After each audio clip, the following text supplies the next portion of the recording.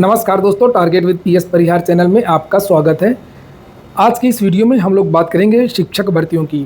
और एक सबसे बड़ी अपडेट आई है टीजीटी एग्ज़ाम डेट्स को लेकर के। और एक और बड़ी अपडेट है बीपीएससी टीआरई 4 को लेकर के। बिहार के सीएम नीतीश कुमार ने टीआरई 4 शिक्षक भर्ती, जिसका बहुत सारे विद्यार्थी इंतजार कर रहे हैं, इसको लेकर के एक नई घोषणा की है। डोमिसाइल वगैरह की भी चर्चा इन्होंने की है। और एक अपडेट है एलटी ग्रेड शिक्षक भर्ती के लिए। बहुत सारे विद्यार्थी इसको लेकर के बहुत सारे कमेंट करते रहते हैं। और सबसे ज़्यादा जो पूछा जा रहा है प्रश्न कि सबसे ज़्यादा जो पद हैं वो विषय कौन कौन से हैं, उससे होगा क्या। आपका जो विषय है आपको तो उसी विषय से देना है। ऐसा तो है नहीं है कि अगर कंप्यूटर में ज़्यादा विषय है तो आप लोग कंप्यूटर के लिए डाल देंगे। जिस विद्यार्थी के लिए जो योग्यता है, अर्हता है, वो अपने ही विषय में डालेगा। तो आप लोग परेशान ना होइए, चाहे 10 पद हों चाहे 1000 पद हों, अपनी अपनी भर्ती की तैयारी करिए। यही करना, इस समय और कोई भर्ती है नहीं, केवल एलटी वैकेंसी। हम लोग चर्चा करेंगे पूरा, तो वीडियो को लास्ट तक देखिएगा। आप लोग जानते हैं कि मेरी वीडियो में कोई फालतू की बात नहीं होती है। जहां पर एक सूचना की अपडेट देने के लिए बहुत सारे चैनल 20 मिनट, 30 मिनट, 25 मिनट का जो समय वो खा जाते हैं, और वही मैं 10 मिनट में 10 सूचनाएं आपको दे देता हूं। ज़्यादा से ज़्यादा 10 मिनट में 10 सूचनाएं आपको मिल जाएंगी। कोई फालतू की बात नहीं होगी, वही आज भी होगा। इसलिए वीडियो को लास्ट तक देखिएगा। चलिए शुरू करते हैं और बात करते हैं टीजीटी पीजीटी एग्जाम डेट्स को लेकर के भी। आपको ये भी पता होगा कि टीजीटी पीजीटी हो या एलटी ग्रेड हो, मैं न्यूज़ जो है व्हाट्सएप यूनिवर्सिटी से नहीं लेता। मैं ग्राउंड पे जाता हूँ। मेरे विश्वस्त सूत्र हैं आयोग के अंदर, बाहर, शासन में, और इसीलिए मेरी जो सूचना है वो हमेशा की तरह 100% सही निकलती रहेंगी और आगे भी निकलेंगी।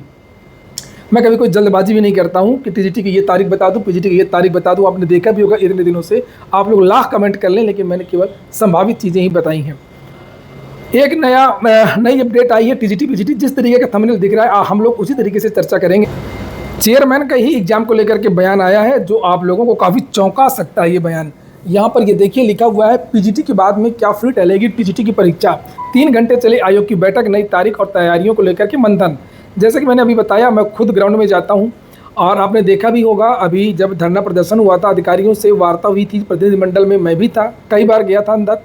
और मुझसे भी यही बताया गया था कि आप जाकर के बता दीजिए कि टीजीटी की जो परीक्षा है वो 21-22 जुलाई को नहीं होगी। ये मैंने आपको बता दिया था। और बहुत जल्द हम शासन से वार्ता चल रही है, कुछ बिंदुओं पर चीज़ें मांगी गई हैं। अगर वो क्लियर हो जाती हैं तो हम परीक्षा की तारीखों का ऐलान कर देंगे। वही सूचना यहाँ पर भी है। लेकिन चेयरमैन का एक नया बयान है तारीखों को लेकर के एग्जैक्ट, जो आपको देखना चाहिए और चौकन्ना रहना चाहिए। लिखा, बैठक में आयोग के अध्यक्ष प्रोफेसर कीर्ति पांडे, सचिव मनोज कुमार, उप सचिव आयोग के सदस्य वगैरह शामिल थे। अगर आप लोग ये जानना चाहते हैं कि ये न्यूज़ कब की है, तो ये न्यूज़ कल की ही है। कल ही मीटिंग थी। ये देखिए, आप लोग देख सकते हैं 15 जुलाई रात को 11 बजे ये पोस्ट डाली गई है ईटीवी पर। और लिखा, प्रदेश के अशासकीय सहायता प्राप्त माध्यमिक विद्यालयों में प्रशिक्षित स्नातक शिक्षक टीजीटी के 3539 पदों पर भर्ती के लिए प्रस्तावित 21 और 22 जुलाई की लिखित परीक्षा का आयोजन एक बार फिर से टल गया है। देखिए, जो मेरे चैनल के द्वारा बताया गया था वो सूचना 100% सही है। इस परीक्षा की नई डेट अभी आयोग ने नहीं तय की है। आयोग में नई डेट और तैयारियों पर मंथन चल रहा है। माना जा रहा है कि टीजीटी भी पीजीटी के 15 दिन आगे पीछे कराई जाएगी। आगे लिखा है, ईटीवी भारत की टीम ने एलनगंज स्थित उत्तर प्रदेश शिक्षा सेवा चयन आयोग के दफ्तर में संपर्क किया तो बताया गया कि अभी बैठक चल रही है। बैठक में आयोग के अध्यक्ष प्रोफेसर कीर्ति पांडे, सचिव मनोज कुमार, उप सचिव व आयोग के सदस्य शामिल रहे। बैठक करीब 3 घंटे तक चली है। और परीक्षा को लेकर के नीचे जानकारी दी गई है। लिखा है, आयोग की अध्यक्ष प्रोफेसर कीर्ति पांडे का कहना है कि इस परीक्षा के संदर्भ में शासन से अभी एक मार्गदर्शन मांगा गया है। देखा, मैंने आप लोगों को बताया भी था। आज मैंने सुबह भी एक टीजीटी को लेकर के अपडेट दिया, एग्जाम को लेकर के। अगर आप लोगों ने चैनल में ये वीडियो देखा होगा तो आपको पता होगा मैंने क्या कहा था कि ये जो चीज़ें वो शासन स्तर से रुकी हुई हैं। परीक्षा जो नियमावली है जून 2024 की, उसमें कुछ शिथिलता चाहता है आयोग और कई बिंदुओं पर वो छूट चाहता है। इसको लेकर के अभी शासन की तरफ से छूट नहीं दी गई है, जिसकी वजह से तारीखों का ऐलान नहीं हो पा रहा है। और वही बात लिखिए कि इसमें नीचे लिखा है, हमें उम्मीद है कि 2 से 3 दिन में यह मिल जाएगा। इसके बाद परीक्षा कराने पर तेज़ी से काम होगा। हमारी नीचे देखिए लिखा है, हमारी तैयारियां पूरी हैं। एडमिट कार्ड के सवाल पर उन्होंने कहा कि पिछले दिनों हुई बैठक में 30-31 जुलाई को एक नई डेट तय की गई थी। यहाँ पर आप लोग देख सकते हैं 30-31 जुलाई। तो ये एक बड़ी अपडेट है। आयोग की अध्यक्ष ने कहा कि यह निर्णय अभी तक आयोग के स्तर पर ही है, इस पर शासन की मंजूरी नहीं मिली है। नीचे और लिखा है, जिससे काफ़ी चीज़ें स्पष्ट हो रही हैं कि नई डेट पर परीक्षा कराए जाने के सवाल पर उनका कहना है कि आयोग परीक्षा की डेट पर अभी मंथन कर रही है। हो सकता है कि हम अगस्त में ही दोनों परीक्षाएं 10 से 15 दिन के अंतराल पर करा लें। टीजीटी के में प्रदेश भर से 8,69,000 अभ्यर्थियों ने आवेदन किया है टीजीटी के लिए, और टीजीटी पीजीटी दोनों को मिला लें तो लगभग 13 लाख विद्यार्थियों ने आवेदन किया है। तो भैया आप लोग चौकन्ने रहें, और अगर अचानक से परीक्षा की तारीखों का ऐलान कर दिया गया और परीक्षा हो भी गई तो फिर मुश्किल हो जाएगा।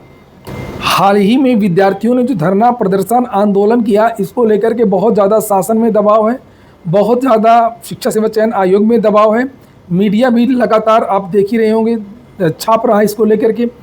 सोशल मीडिया तो सबसे नंबर 1 है, मेरे जैसे चैनल लगातार आवाज़ उठा रहे हैं, और इसको लेकर के अभी ये दबाव भी बनाया गया पत्थर गिरजाघर में धरना प्रदर्शन शिक्षा सेवा चयन आयोग में कि अगर टीजीटी एग्जाम डेट्स या पीजीटी एग्जाम डेट्स को लेकर के स्थिति स्पष्ट नहीं होती है तो 29 तारीख के बाद आरओ एग्जाम के बाद में एक बहुत बड़ा प्रदर्शन होगा, और सही में होगा। विद्यार्थी अब नहीं डर रहे हैं किसी बात से।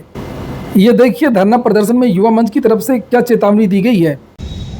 इस समय जो है कांवड़ यात्रा का दौर चल रहा है, आप लोग भी व्यस्त हैं, और आयोग और सरकार से हमारी गुजारिश है कि 27 तारीख तक हम लोग भी व्यस्त हैं आरओ की परीक्षा, और उसके बाद 29 तारीख तक अगर इन समस्याओं का हल नहीं होता है तो एक महा आंदोलन का आगाज हम लोग प्रयागराज पत्थर गिरजाघर पर करेंगे।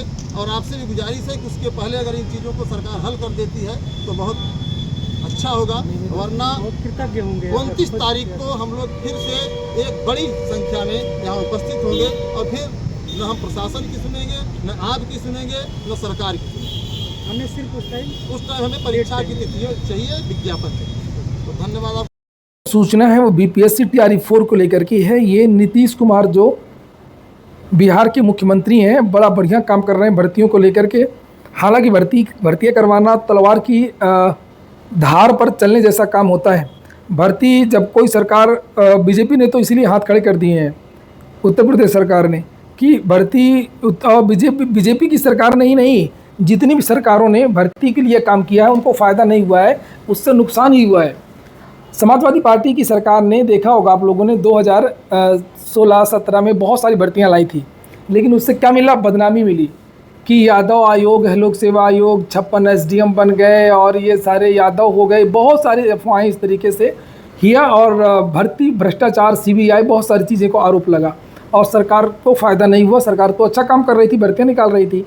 कांग्रेस की सरकार ने भी ग्रुप डी रेलवे वगैरह में, और उसके बाद में बैंकिंग की बहुत सारी भर्तियाँ 2007, 8, 9, 10, 11, 12 तक रेलवे में हर साल ग्रुप डी की भर्ती और रेलवे की भर्तियाँ। लेकिन हुआ क्या? कांग्रेस की सरकार चली गई, भ्रष्टाचार के आरोप लगे, और यही अब बिहार में हो रहा है। बिहार में जब नीतीश कुमार लगातार भर्तियाँ निकाल रहे थे तो विपक्ष को कुछ नहीं मिला करने के लिए, तो विपक्ष ने क्या किया? विपक्ष ने ये कहना शुरू कर दिया कि नौकरी, वोट दें बिहारी और नौकरी पाए बाहरी। और नीतीश कुमार जो भर्तियां कर रहे हैं उससे बिहार के लोगों को फ़ायदा नहीं है। ये सारी जो नौकरियां वो यूपी वाले, एमपी वाले, अन्य राज्यों के लोग खा जा रहे हैं। बहुत दबाव बना रहे हैं वहाँ पर डोमिसाइल को लेकर के, और कुछ भर्ती में डोमिसाइल लागू भी हो गया है। और तो अगर ये देखिए, अब नीतीश कुमार ने पहले भर्ती को लेकर के देखी, फिर हम इस बात को आगे बताएंगे कि सरकारें भर्तियाँ क्यों नहीं करती है। नीचे इन्होंने टीआरई 4 को लेकर के घोषणा कर दी है। हमने शिक्षा विभाग को कहा है कि सरकारी विद्यालयों में शिक्षकों की रिक्तियों की गणना तुरंत कर ली जाए, और इस पर नियुक्ति के लिए टीआरई 4 की परीक्षा शीघ्र लेने की कार्रवाई की जाए। राज्य सरकार ने पहले ही स्पष्ट कर दिया है कि नियुक्तियों में 35% महिलाओं के लिए आरक्षण का लाभ बिहार की, ये देखिए 35% महिलाओं के लिए आरक्षण का लाभ बिहार की निवासी महिलाओं को ही दिया जाएगा। तो जो 40% जो सीटें बची थी, तो ये इसमें जो 60% रिजर्वेशन तो पहले ही है, 10% सवर्ण वाला, 50% तो वैसे SC ST OBC, और अब ये आपका जो बचा 40 में 35 और चला जाएगा आपका, जो महिलाएं ले जाएंगी 40 का 35, मैंने पहले ही बताया था। खैर बहुत कम सीटें बचेंगी सामान्य वर्ग के लिए या जो दूसरे राज्य के विद्यार्थियों के लिए। अच्छी बात है, लेकिन भर्तियाँ वो निकाल रहे हैं, इसका लाभ विद्यार्थियों को मिलेगा। लेकिन उत्तर प्रदेश सरकार ने तो भर्तियाँ निकालना ही बंद कर दिया है इस डर से कि जो भर्तियाँ हुई थी 68,500 LT ग्रेड UPSI, उससे भी उत्तर प्रदेश सरकार को बदनामी मिली। चलिए ठीक है, बिहार में भर्तियाँ आ रही हैं। हम बात करते हैं LT ग्रेड शिक्षक भर्ती की। सबसे ज़्यादा जो पद हैं वो किन किन विषयों के लिए हैं, तो जानकारी मिली है कि इस बार भी सबसे ज़्यादा जो पद हैं वो कंप्यूटर के हो सकते हैं।